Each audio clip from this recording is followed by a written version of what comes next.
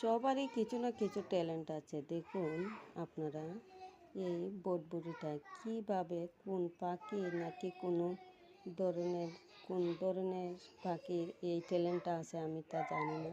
একদম মেশিনের মতো করে এই বিচিগুলা খেয়ে নিছে।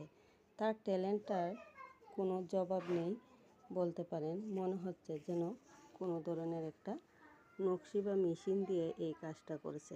দেখুন তো কত সুন্দর করে করছে। একটা বীজও রাখছে না, তো সবগুলো বীজই খেয়ে নিছে। কিন্তু কি ট্যালেন্টের সাথে সে তার কাজটা করছে, সেটা তার মধ্যে যে কোন ট্যালেন্ট আছে জানি না। হয়তো মানুষ এই ট্যালেন্টটা করতে গেলে কোনো না কোনো মেশিনের দ্বারা করতে হবে, হয়তো তা না হলে কোনোভাবেই সম্ভব নয়। কিন্তু একটা পাখি বা একটা জন্তু এটা তার মুখ দিয়ে করছে, এটা নিশ্চিত, কারণ তার তো আর কোনো মেশিন নাই।